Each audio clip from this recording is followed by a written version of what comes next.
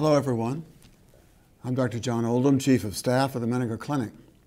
It's my pleasure to welcome you to a new and ongoing series of brief podcasts that we're calling Menninger Mindscape. I'll be your host. We plan to post these segments on the website of the Menninger Clinic so they'll be available to a very wide audience. The goal of this new series is to bring you authentic and accurate information about mental health and mental illness. You know, we're in an age of instant global communication, and that's very wonderful in all kinds of ways. But information overload is pretty hard to avoid. And sometimes it's hard to tell the difference between what's really established as good, evidence-based, accurate information and information that somebody's strong opinion can be pretty convincing or persuasive, but may not be right. Periodically, you'll hear from me directly about issues in our field. One of the privileges I have had is to serve as president of the American Psychiatric Association. And I will be continuing on the board of trustees of the APA for several years. And so I hope to bring up-to-date information about things like the role of psychiatry and healthcare reform and other national concerns in the field. We're also planning a series of brief interviews of selected leaders in mental health, and I really think you'll find those extremely interesting. But today I'd like to kick the series off with just a few facts about mental health and mental illness. You may already know these facts, you may be familiar with them, but reminders never hurt, and it's really important for us to collectively spread the word. So a little over 10 years ago, under the leadership of David Satcher, the United States Attorney General's Office issued its first ever report on mental illness and mental health, indicating that about 1 out of 5 Americans experience a mental disorder in the course of any given year. So you just think about that, and anytime you're in an auditorium, in an audience, in a congregation, just count to 5, and statistically, you're going to hit somebody who's suffering with, struggling with a mental illness at the same time as others in the room. There are different ways to look at this. Later, in 2005, a study was conducted called the National Comorbidity Study, and the chief researcher of this study, Dr. Ronald Kessler from the Harvard Department of Psychiatry, a well-known epidemiologist, did a very interesting study that was a population-based study, face-to-face, door-to-door study, looking at the lifetime prevalence of mental illness in the country. And the findings of that study were pretty striking. They found that during entire lifetimes, about 46% of the American population have suffered from some form of mental illness. That's almost half, which is pretty dramatic. There are other ways to look at these kinds of questions.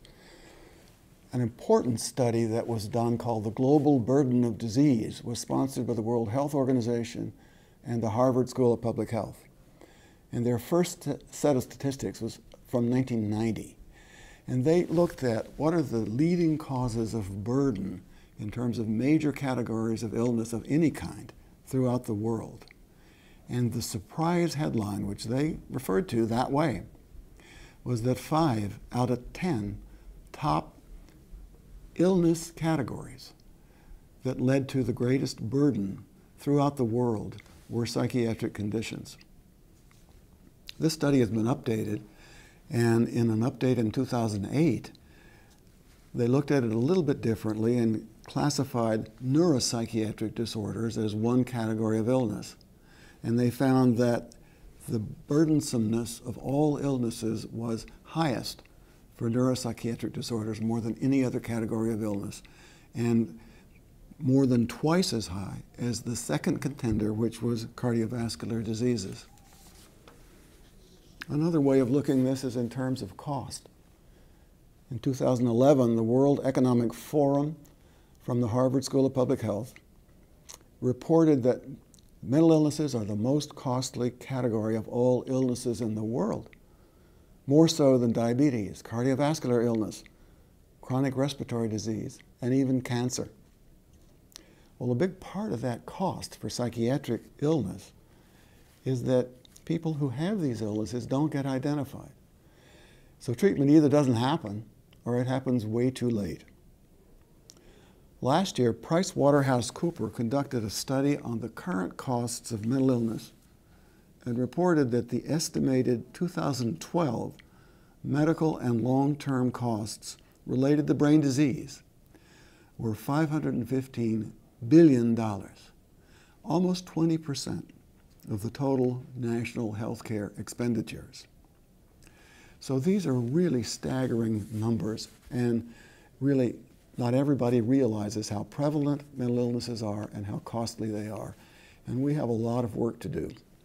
Fortunately, a lot of work is being done, and we know a whole lot more now about brain disorders, and we know that mental illnesses are brain disorders, the result of a combination of heritable risk factors and environmental stress, no different than major categories of illness such as diabetes or other kinds of major illnesses that are medical and better known, such as hypertension or heart disease. I often use depression as an example of what we've learned. I was taught that depression was a neurosis. We know now that it's a complex medical illness, certainly characterized prominently by mood disorders and behavior symptoms, but other things that happen that are part of depression include elevated stress hormones, immunosuppression. Depression is also an independent risk factor for cardiac death, and there are many other whole body signs and symptoms. And we're finding that many of these findings are similar for other conditions, such as bipolar disorder, anxiety disorders, post-traumatic stress disorder, even personality disorders. So there are many, many ways in which the new research and new information that we are gaining are helping us understand the mainstream medical nature of psychiatric disorders. Well, let me go back to that Surgeon General's report that I mentioned before and just quote David Satcher, who said, quote, "Effective treatments for mental disorders promise to be the most effective antidote to stigma." Well, we do have better and better treatments, but we need to get people to walk through that treatment door for treatment to work. And that's really still challenging because of the stigma and shame that still stubbornly surround the field of psychiatry and mental illness. I believe that if we understand that mental illnesses are treatable brain disorders that are conceptually no different than illnesses involving other parts of the body, as I mentioned, like heart disease, asthma, diabetes, many others, the quicker we'll be able to overcome and shed that stigma that surrounds these kinds of conditions that we struggle with.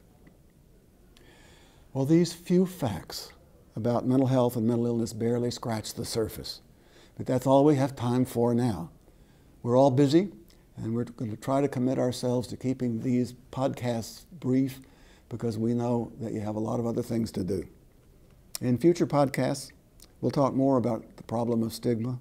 We'll focus on new developments in neuroscience research, as well as progress in prevention, early intervention, and treatment of psychiatric disorders, plus, I hope, many other areas of interest.